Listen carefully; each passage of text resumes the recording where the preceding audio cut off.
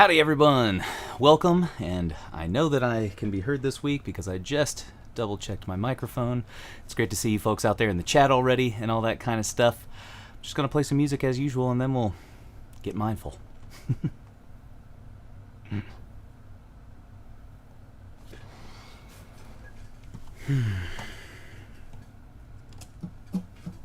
That's too quiet.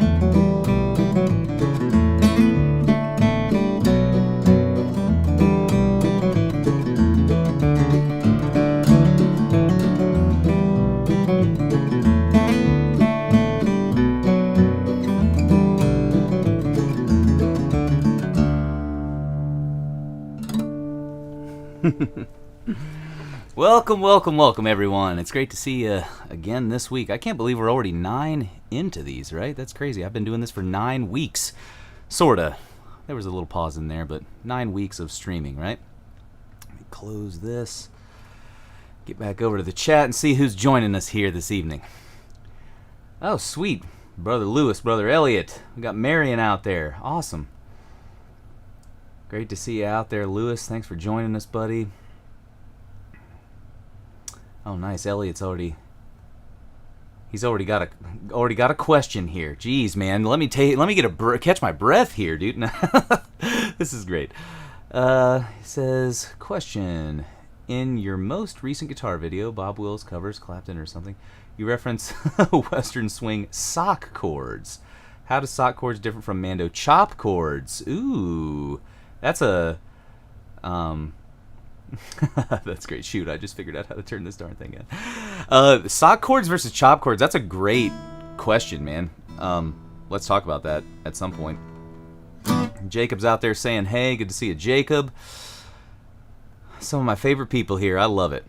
Well, this week, folks, we're going to do the exact same thing that we do every week. We're going to start this stream with a little meditation. I'm going to choose to not meditate with the instrument today, and that is purely because it is 84 degrees inside of my house right now. My wife and we're like, what would it feel like to go green? You know what I mean? Let's see what it's like to not have the air conditioner on. And all of a sudden I became really happy that my office was in the basement. Um,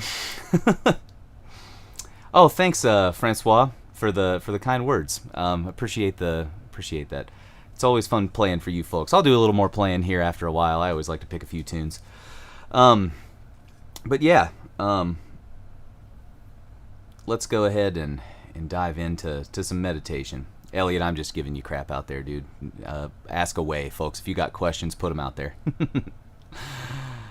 Alrighty. So for those of you, if this is your first time joining us, let me adjust this down a little bit. If this is your first time joining us, we start each kind of stream after I play a little bit and we get to chatting. I start each stream with a mindfulness meditation. So we're simply going to sit for 5 minutes and kind of focus on the breath or an anchor of your choice. If you're not familiar with the term anchor, look that up, just like meditation anchor. But it's simply just something that you're resting your mind's attention on or your mind's eye on throughout the entire meditation. And the reason that we use an anchor is because it grounds us in the present moment. And that's really what mindfulness meditation is all about. We're kind of like flexing and strengthening those muscles of keeping our mind in the here and now. And I'll say it even earlier than I usually do. I'm not a licensed meditation expert. I'm not a Buddhist lama. I'm not any of that kind of stuff. Just a dude who has learned from a lot of those folks and really wants to kind of like preach the kind of good gospel of, engaging with your mind and being in the here and now. And we're going to, throughout the stream, explore a variety of topics to help us do that. And number one, meditation. Let's do this. So, get into a comfortable seated position, or if you're standing or sitting on the ground, you'll want to go cross-legged if you're sitting completely on the ground on a cushion. Standing is also good. Just make sure you're in a balanced position and that your weight isn't too far back in your heels or too far forward. Seated, we want to get firmly rooted on our sits bones here and get that nice gentle curve in your lower back. Imagine that string in the top of your head, the crown pulling toward the ceiling. That kind of tucks your chin a little bit. Forces your shoulders back in a nice relaxed position there. Your hands can be down at your sides, and if you choose to do this meditation with your instrument, just drape them over the instrument in a comfortable playing position. Today I'm just going to take my palms open on my knees, and let's do a 5-minute meditation. Let's go. Oh, you can't even see the text because of my shirt. How about this?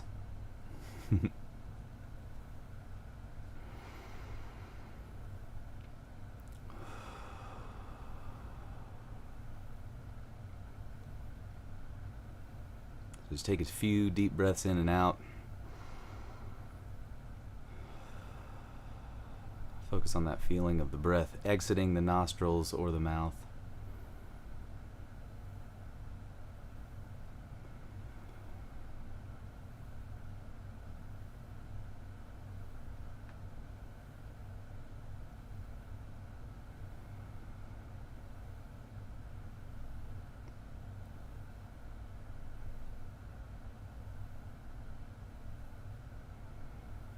If you want, count your out breaths.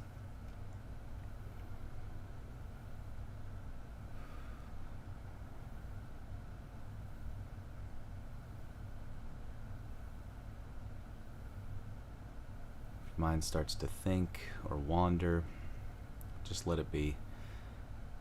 Try and focus on the breath. Let the thoughts do their thing in the background.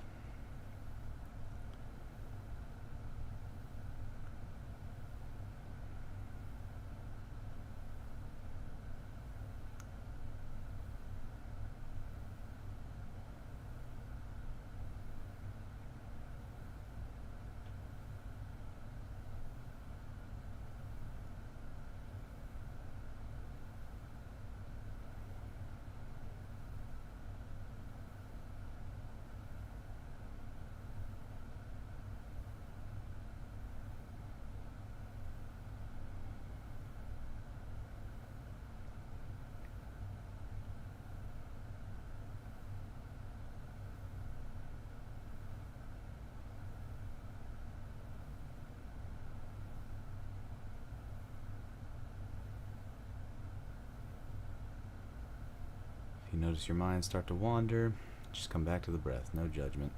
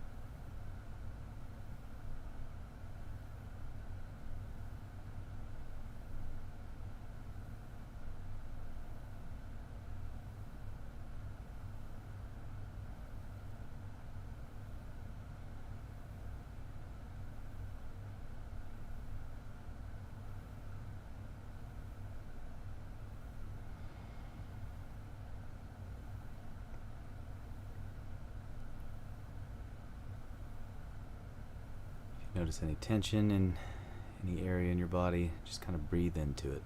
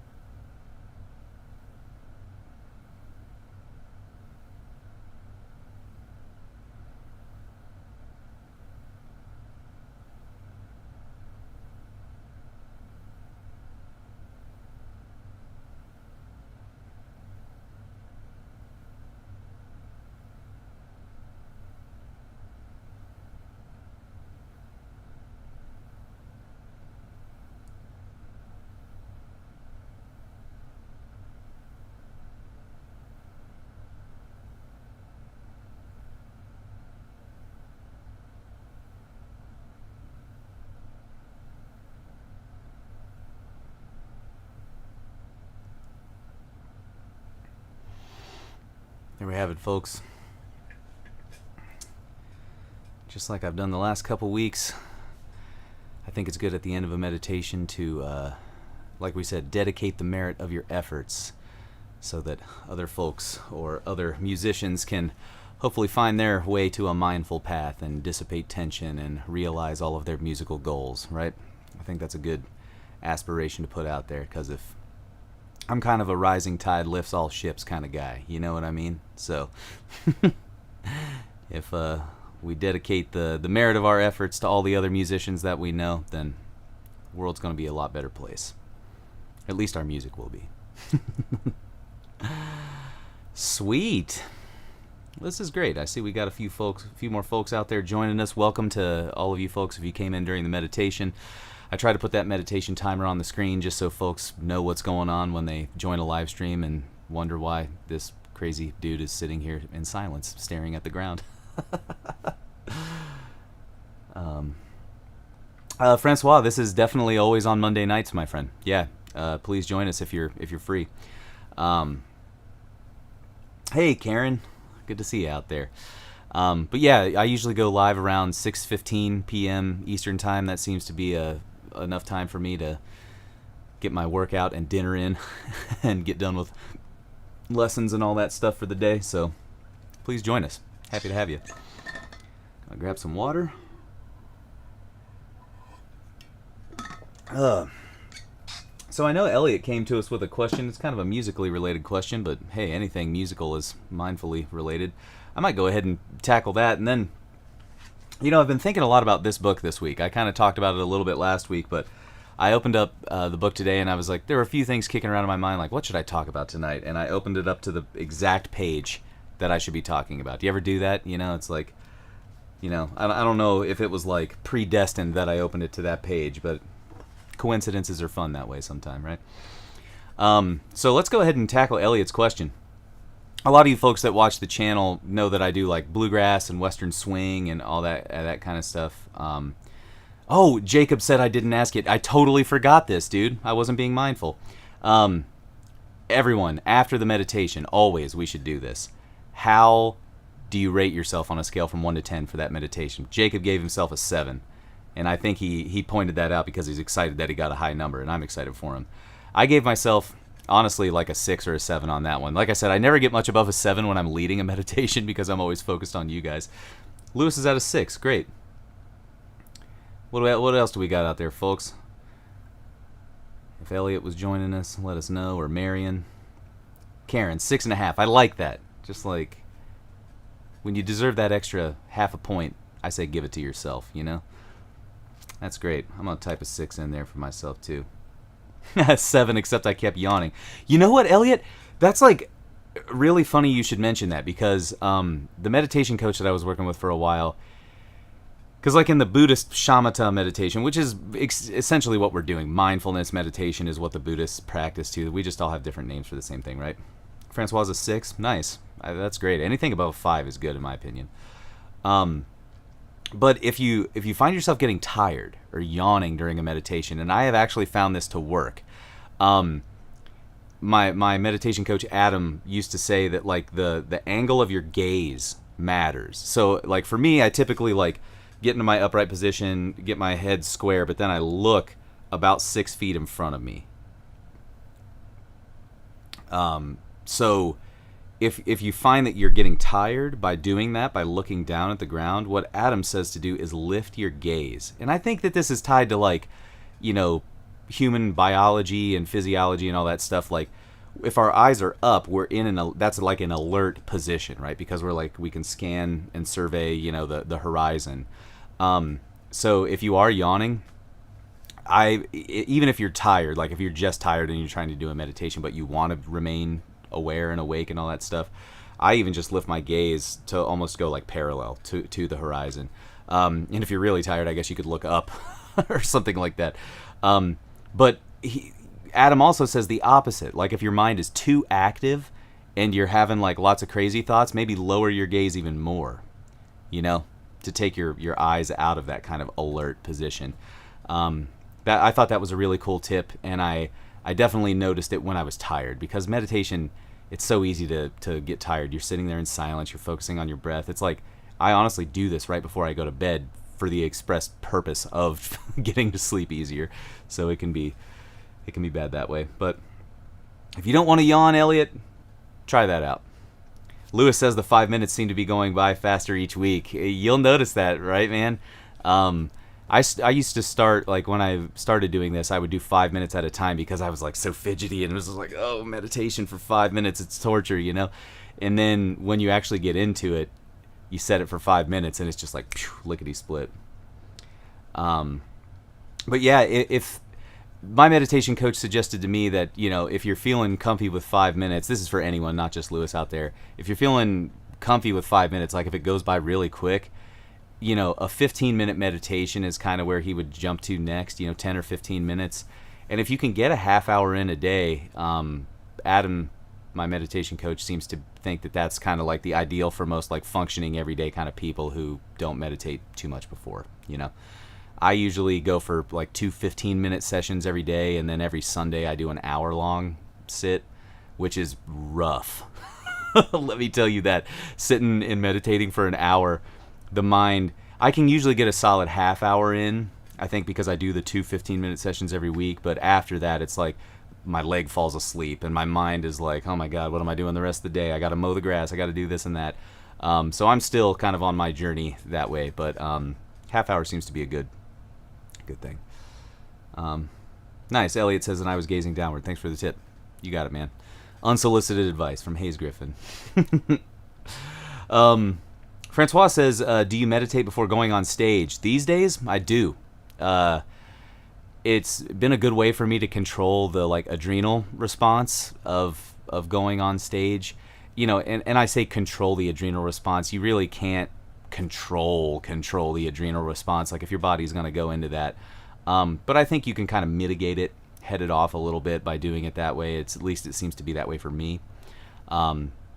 But I think a 5-minute session or 10-minute session, really just something to focus on the breath, lower that heart rate a little bit. That seems to be good for me, and I like it. It really helps. That's great. Great question. Awesome, folks. Well, I was going to answer Elliot's question. Let's get the music question out of the way, and then we'll talk about some more mindfulness stuff. He says at the beginning here, you know, for those of you that watch the channel, I do a lot of Western swing, bluegrass guitar kind of stuff, and this is kind of related to that. I also teach at mandolinsecrets.com over on that YouTube channel as well. So mandolin and guitar is kind of like, I always bounce back and forth between those two worlds. And Elliot says, in your most recent guitar video, you reference Western swing sock chords. How do sock chords differ from mando chop chords? So the main difference between mandolin chop chords and sock chords, I would say, Elliot, like, I don't have my mandolin on me, honestly. It's upstairs. But if we're doing the sock chords, the kind of, let me actually stand up and show this because I think that'll be a little better. So sock chords for Western swing, you would kind of do like a full strum through the chord, open, and then completely dampen all strings in your left hand and do a sock.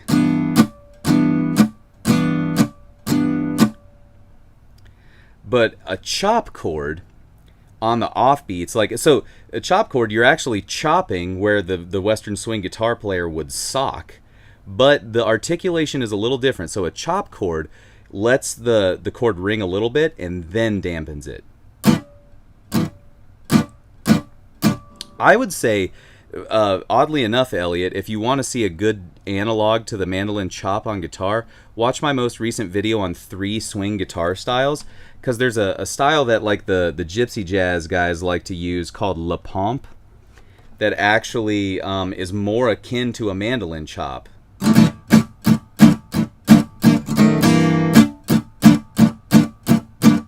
So I'm kind of like hitting a chord and then releasing. You can see the tension go away in my left hand. And it goes away really quick. But a sock chord, you're just like no tension whatsoever on the offbeats. Kind of a pedantic thing, but I mean, hey, that's what we're here for. Pedantic, weird music things, right? That's great. I love it. Love talking music. So yeah, if you guys have some questions, this stream is your time, really. You know, like, I always come in with like a topic to talk about, but the main purpose of this whole endeavor is to just chat with folks about the topic of mindfulness and music and whatever comes up to you. It's the Mindful Music Maker. We can talk about music. We can talk about mindfulness. We can talk about making things with mindfulness and music. But the thing that I was going to talk about today comes from Thich Nhat Hanh. If you guys aren't familiar with Thich Nhat Hanh, Buddhist teacher and monk and all that kind of stuff. And there's a really cool, he has a really cool little like pocket series of books that, you know, you can see it's a really teeny book with just kind of like small bite-sized like Buddhist practices, which always have to do with mindfulness. You know, that's pretty much, the religion is based around just like mindfulness. So I really dig kind of like diving into Thich Nhat Hanh's stuff.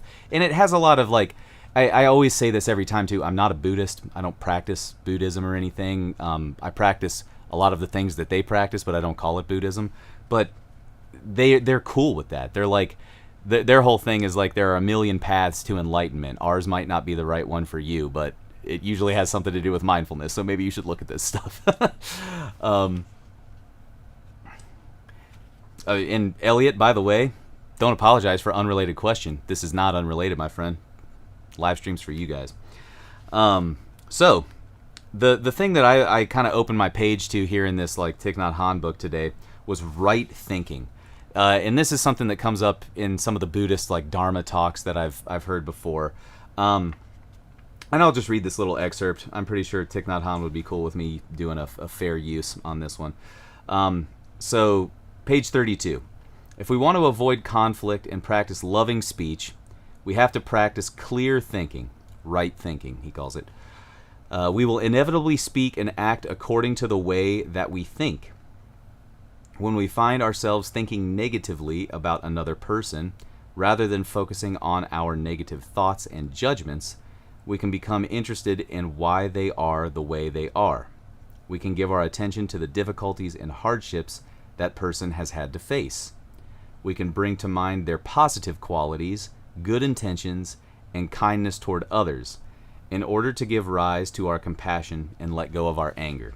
So this book, by the way, is called How to Fight, and it's a hilarious concept for a book, right? Because it teaches you how not to fight. It's like fighting is bad. That's essentially the bullet point. But there's a lot of great advice like this in here. And now let's just like let's some of what Thich Nhat Hanh said here, like zoom out a little bit and let's kind of like apply this. So how does this relate to music? How does this relate to us? So anytime I think about like right thinking or these like Tonglen practices I talked about from Buddhism, like loving compassion meditation where you think about other people and like showing them compassion and grace and all this stuff, a lot of us aren't prepared for that yet because we just harbor a lot of like frustration and anger about stuff, whatever our lives set of problems happen to be. And I always think about relating this stuff to yourself first. And in fact, like some of the meditation coaches that I've worked with say that that's the best way to practice like these Tonglen and loving compassion things is don't worry about practicing it with another person at first. Like worry about yourself. And I've said this before, it's like the oxygen masks on an airplane. You know, you have to put yours on first before you can help the person next to you, you know? So I think that now if we could like read this passage and kind of think about ourselves, because as it relates to music, we're really just battling ourselves. So we may think that we're battling an instrument, right? Or a piece of music. But that piece of music has nothing to do with how you're playing it. It's you playing it. That instrument has nothing to do with how you're playing it. Oftentimes, it's you playing it, right? So now, if we think about that, we can insert anything into the word, you know, another person or whatever. We can put ourselves in there, or we can put the instrument in there. Let's try it with ourselves. If we want to avoid conflict and practice loving speech, we have to practice clear thinking. We will inevitably speak and act according to the way that we think. When we find ourselves thinking negatively about ourselves, rather than focusing on our negative thoughts and judgments, the judgments themselves, the thoughts themselves, we can become interested in why we are the way we are. We can give our attention to the difficulties and hardships that we have had to face. We can bring to mind our positive qualities, good intentions, kindness toward others, in order to give rise to our compassion and let go of anger. Right? So I think that's a good way to think about this stuff, because oftentimes when we practice, what prohibits us, or what can prohibit us from being mindful and practicing music mindfully and enjoying music and playing mindfully and all this stuff, is just getting hooked. My meditation coach used to call it, like hooked on an idea and just like focusing on that idea and like letting it fester, and like it becomes the like fixation point and really distracts you from the goal at hand. For example, you know, it's like, say that you've got your instrument and you're trying to play and you're like, this pick, I just can't hold on to this pick right. This pick sucks. This pick is the worst. I should have bought the other one when I was at the store, this, that, and the other. Like, there are a million different players that use a million different picks. Maybe a different pick would be better for you, but if we think about it, if we really step back, like, we're just kind of expressing anger at an inanimate object to kind of distract us from the fact that we're just not having success with the piece of music that we're trying to play in that moment. You know, you could really think about it as simply as that. And if you kind of like think about those judgments and zoom out, you know, that's kind of what I like to think about it. We talked a couple weeks ago about that Chatter book. Ethan Kross is the name of the professor up at U of M that kind of wrote that book. The thing about Chatter, he talks about these kind of distancing techniques where we need to, when we're in a moment where we're frustrated, we need to find a way to pop out or zoom out and kind of almost have like a third-party experience of ourselves and our bodies. And this is like, the only reason I'm talking about this at length is that, like, I think I've had so many problems with this, and it's helped my music so much, you know? Francois says, so this can make us better musicians. Absolutely. Right thinking can make you a better musician, you know? I think that if you get hooked on these negative thoughts and you don't have a way to get out of the negative thoughts, then you're just going to constantly blame things that aren't the root cause of the issue, which is oftentimes us, just ourselves. We are the root cause. We are our own worst enemies in these instances. I've heard some great teachers, not like Buddhists or anything, but just like mindfulness teachers and stuff, say that, like, assume that you're the problem at first, you know? And I don't think that that's a negative thing. That sounds really bad, right, when you say that? But it's like, if you assume that you're the problem, then you can kind of approach, it makes you curious. It's like, well, how can I be the problem? And see, you just asked a question, right? How could I be the problem? And if you're really willing to kind of like answer that question and scientifically break that apart and find the root of the problem, you'll probably be led to something really beautiful. So I think what Francois might be getting at here is like, so this can make us better musicians, right? Like, but how do we do that? So like, that's cool. Right thinking. We need to, let me get down here again. Yeah. We can give our attention to the difficulties and hardships that we have to face, right? By using right thinking. We have to practice clear thinking, avoid conflict, practice loving speech. So one of the easiest ways that you can practice this and distance yourself from yourself in the moment when you're having a problem in the practice room. Like say that you're trying to play 2 measures of music and you just can't do it. It's like you can't get the rhythm right, your pick keeps slipping, this, that, and the other. The first thing that you need to do is actually physically say to yourself, like, it's okay. And I know that sounds so simple and so stupid, but you need to forgive yourself immediately. And realize, because that kind of assumes that you're the problem, right? It doesn't assume that the pick is the problem. It's like, oh, that stinking pick. And even if you find yourself saying that, forgive the pick. It's like, it's okay, pick. I'm sorry, Dunlop Primetone, that I gave you such a hard time. It's not your fault. But forgive whatever is giving you that kind of grief in the moment. And that kind of immediately pops you out of the situation, because you could probably even laugh at it like I just did. It seems ridiculous, right?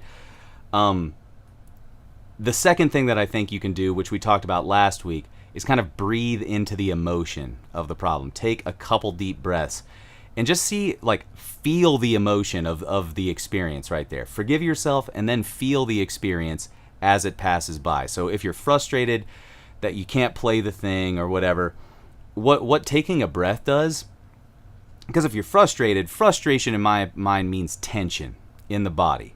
If you get frustrated about not being able to play something, you're going to see your shoulders go into your ears, or your hand is going to turn into a fist and all this kind of stuff. So if you take a breath and notice that frustration, and notice what maybe is the root of the frustration, the pick grip, the wrist, the bicep, the shoulder, whatever it happens to be, how you're holding the guitar, that tension is going to be way more likely to release. So forgive yourself, take a deep breath, and focus on the frustration. Breathe into it. And what you'll find is if you do that, 2 to 3 minutes, that may seem like an eternity now, but Lewis just said 5 minutes went by super quick when we were meditating. And if you take 2 to 3 minutes to forgive yourself and breathe into the frustration and the tension in the moment while you're practicing, then that means you've freed yourself to use the rest of your time more effectively, as opposed to practicing for another half hour with tension and frustration present in your body.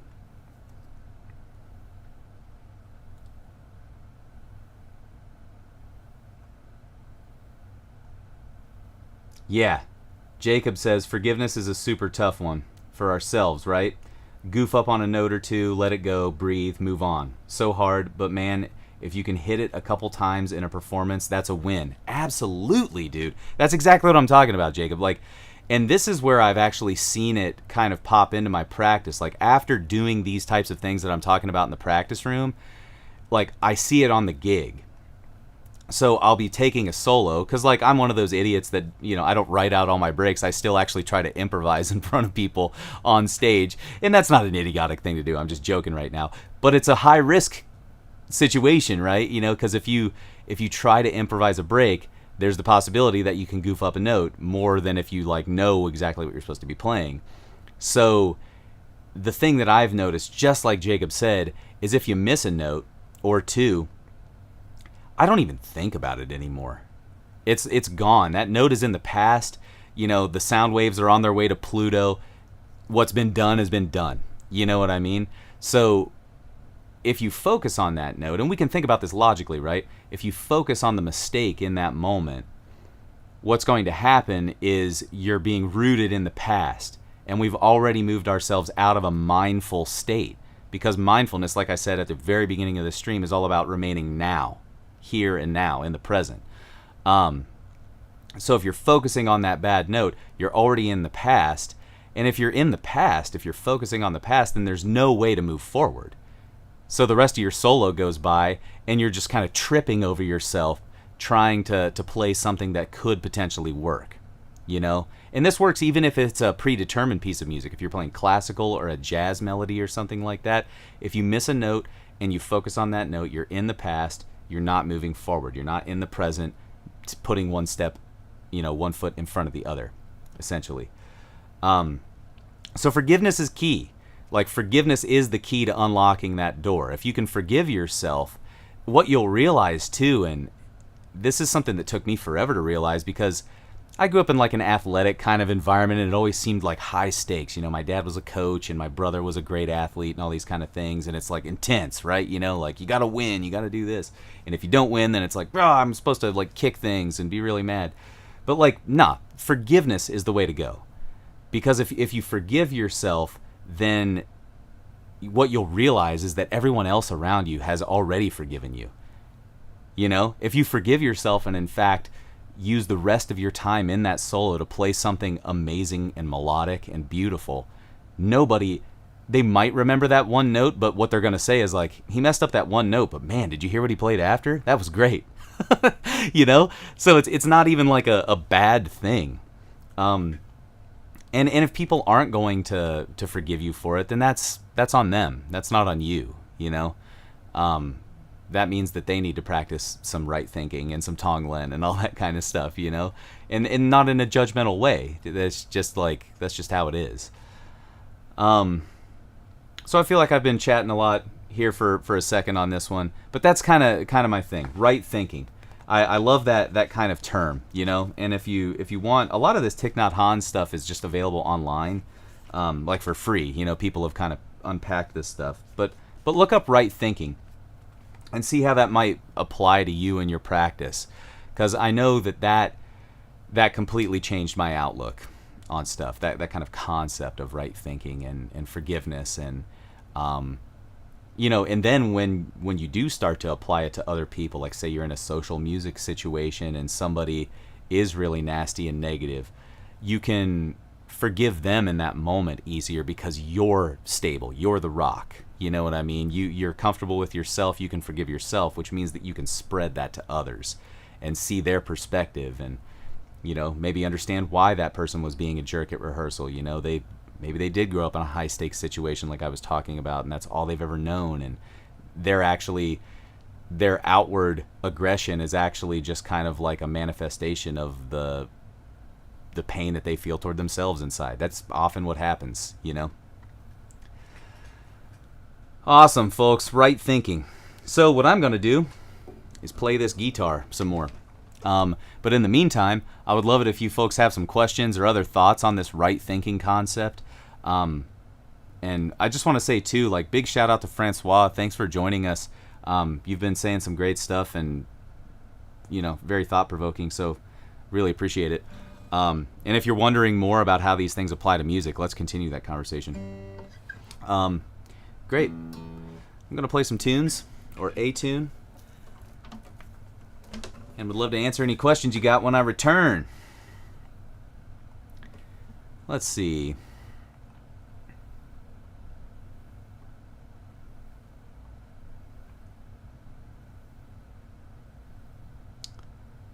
How's about... Ooh, yeah, here we go. Dixie Hoedown. Good Jim and Jesse tune. Love Jim and Jesse. Francois says in the chat, try a little kindness, show a little kindness, just shine your light for everyone to see. That's it right there, And people, like, I love those kind of phrases, and people can kind of be like, what does that even mean? But if you try it, it just, like, works, It's like if you just try kindness, it oftentimes works, It's like when you're angry, they say, like, just smile. And if you do, it's like you'll either laugh at yourself because you're like peeved off and you're trying to smile, which makes you happy, So like there's all these, it's like a mind hack, all these things. So I love it. Yeah. Sweet. I'm going to play some Dixie Hoedown. Hope y'all got some questions or something, or other thought-provoking, mindful things.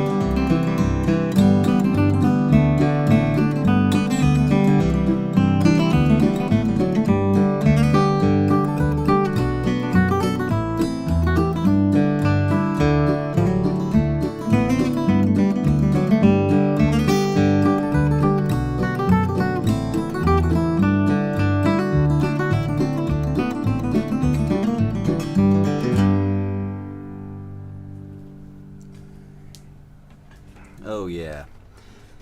There was a couple notes in there that I had to forgive myself for, but it happened. Oh, man. Never batted 1,000 yet, you know?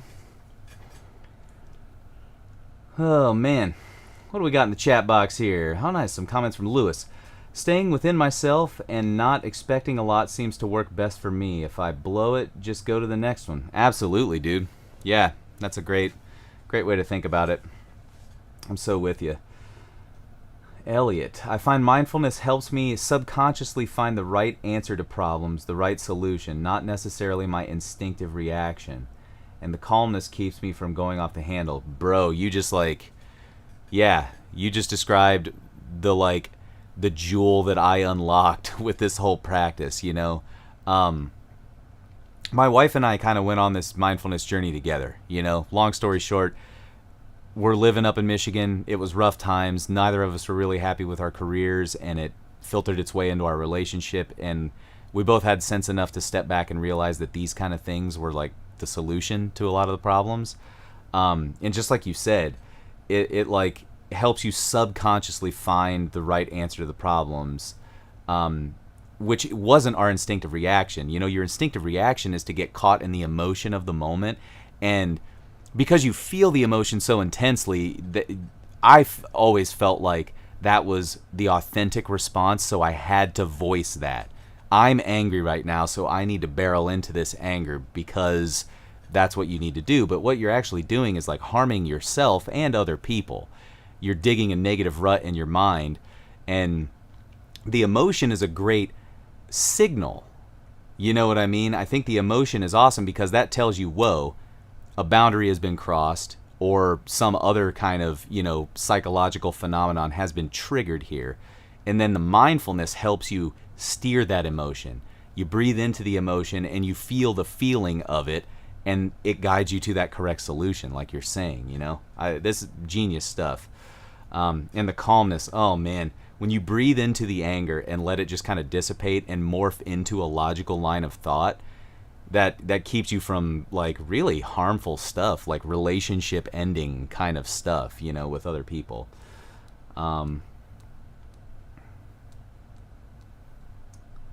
Nice. Francois says bravo. Thanks, Francois.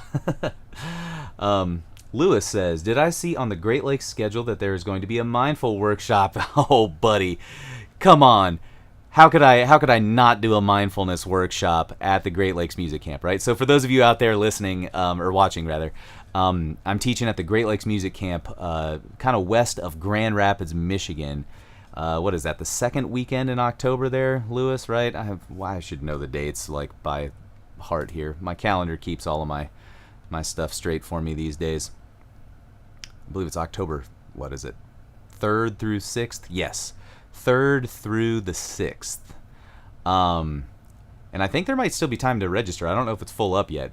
But anyways, they have like a whole all-star cast of great instructors, and then me. But I am teaching a mindfulness course there, Lewis, so it'd be great to see you there, man. But obviously, if it conflicts, you know, with a Mike Compton mandolin workshop or something like that, no judgment, because I know I'll see you every Monday.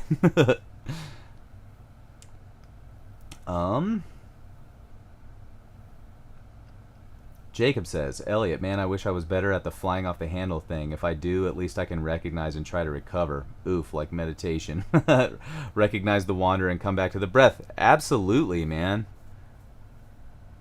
Yeah, Elliot says I've got 15 years in AA where mindfulness is part of the program. That's so great to hear, guys. Man, and Elliot, thanks for sharing that. Dude, that's really heavy stuff, and yeah, really appreciate that. Because that's like, I think these are the things, like those are the types of stories and the kind of encouragement that's going to bring people to this practice, you know? Like the real world application, like, yo, this actually helped me with a problem. And it did. It saved me from divorce. I love my wife and she loves me, but like we were in a bad spot and this stuff saved us, you know? It helped us realize that all the stuff we were arguing about was just like nothing. We were arguing with ourselves. We were just taking it out on each other. You know what I mean? It's great stuff. But yeah, and Jacob, thanks for sharing that too, dude. You know, like I know that I can relate to that. Like that was the whole root of our problem. And I know now we're talking about personal problems, not like music stuff. But come on, this is totally related to music. Who has played music out there and like with other people and never been in a music, like a conflict in a musical situation, right? With another person. It always happens. And you think that like music is this safe space. That's what I always assumed when I was a kid. It's like, oh, music is great. You know, everyone's going to be chill. But we take our emotions with us everywhere. You know, and you can't be an effective music maker by letting that stuff take over and let you fly off the handle, you know. I've been on stage where bandmates have peeved me off, and when you focus on that, it's the same thing as like getting angry at yourself for missing a note. The emotion carries you away. You can't make music at all anymore. So it's all connected, man. We're just people, you know, like we're just the ones on here. We just happen to be people that strap on weird wooden boxes with metal wires stretched across them and try to make cool sounds. You know what I mean? I always love explaining music that way too. Awesome, gang. Well, I see that we've had some good questions here, and it doesn't seem like anything else is coming up in the chat. Francois says, I think bluegrass players tend to be nice to each other. I mean, obviously there are jerks in every jam circle, right, Francois? But I've definitely had, I had a great experience growing up in bluegrass because the community aspect of it was like, I think everybody wants you to succeed, or most people want you to succeed, so they kind of like help coddle you along and stuff like that. But yeah, that's hilarious. Elliot says, don't get me started about our banjo player. Oh, dude, I love it. Yeah. Oh, and then Lewis, he's already bringing up a point here that I was going to drop at the end. Thanks for asking the question. He says, are you working next week, Labor Day and all? So, no, we will not have a live stream next week. I'm actually going to go visit some friends in Pittsburgh. We're going to go kayaking and all that kind of stuff. But yeah, it's going to be a fun time. So be mindful on your own next week, and then we'll meet back in 2 weeks and see how it goes, okay?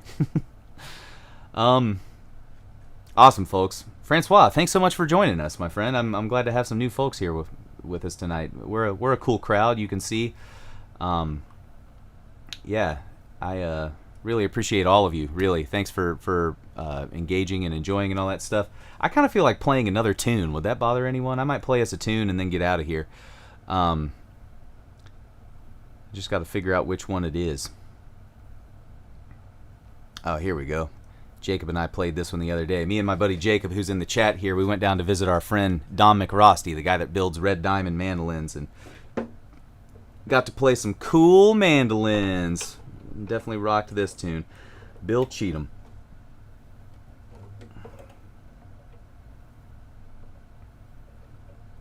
For those of you out there that do play mandolin, Don is one of the best builders in the world, really. Has turned the thing into a science, and, you know, yeah.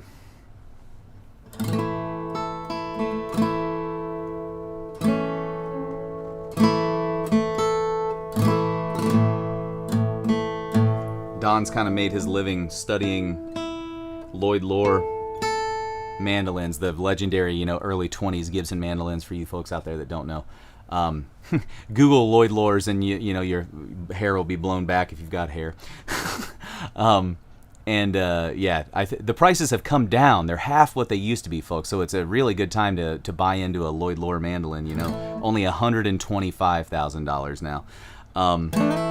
But Don studies these things and makes mandolins that, in my opinion, honestly sound better.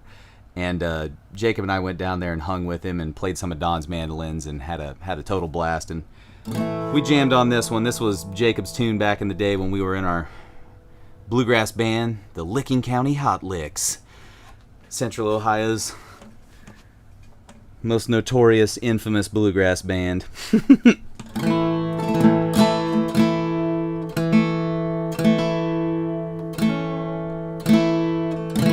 All right, here's a little Bill Cheatham for you folks, and then I'll get out of here.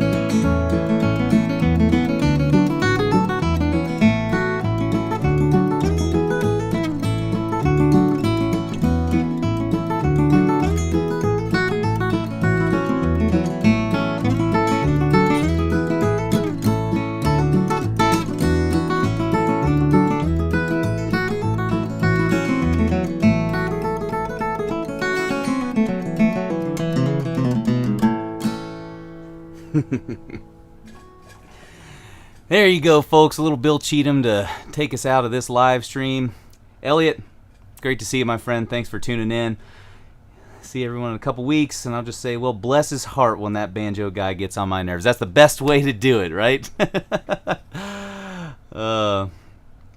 Thanks so much, Francois. Appreciate the kind words. That was wonderful. Nice to meet everyone. I'll be back. Yeah, please join us 2 weeks from now. I'll schedule another stream right now, and you folks can subscribe to it or like it, and you'll get a reminder when it happens.